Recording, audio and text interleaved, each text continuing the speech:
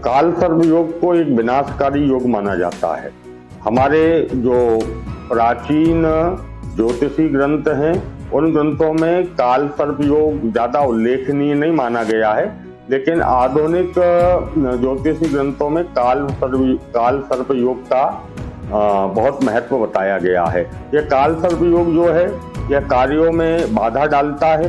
यदि किसी की कुंडली में काल सर्प योग है, यदि उसका संबंध सप्तम भाव से बनता है तो उसके विवाह में परेशानी होती है।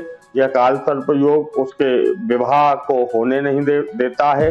यदि व्यापार व्यवसाय से संबंधित भावों में यदि काल सर्प योग बनता है तो वो अपने करियर में, व्यापार व्यवसाय, नौकरी इत्यादि में उसको सफलता की प्राप्ति नहीं हो पाती है, बार बार रुकावट आती है।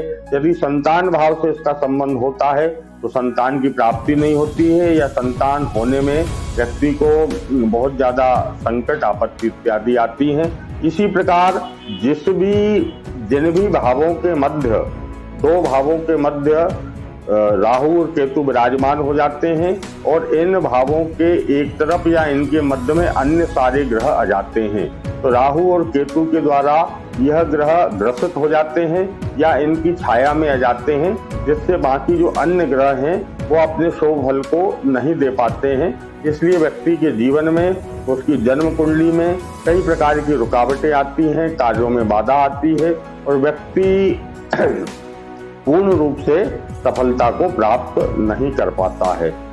चूंकि प्राचीन ग्रंथों में इसको बहुत ज्यादा महत्व नहीं दिया गया है, लेकिन आधुनिक ग्रंथों में आधुनिक ज्योतिषियों ने इसको बहुत विनाशकारी बताया है और बाधा डालने वाला योग बताया है।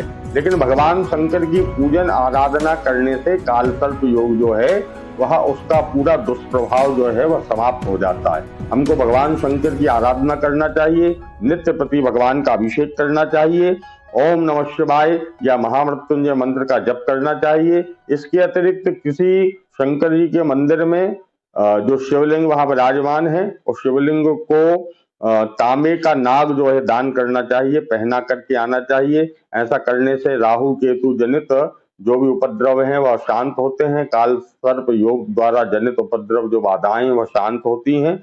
हमें हमारे कुल देवी देवता का पूजन करना चाहिए, नित्य प्रति करना चाहिए। ऐसा करने से भी काल सर्प योग जैसे जो बुरे योग रहते हैं वह योग जो हैं शांत होते हैं, उनका दुष्प्रभाव समाप्त होता है। हमें हमारे माता पिता सहित अपने परिवार के सभी सदस्यों को प्रसन्न रखना चाहिए। ऐसा करने से भी काल सर्प योग, पितृदोष, सर्प योग जैसे जो दोष रहते हैं उनका दुष्प्रभाव जो है वह समाप्त होता है।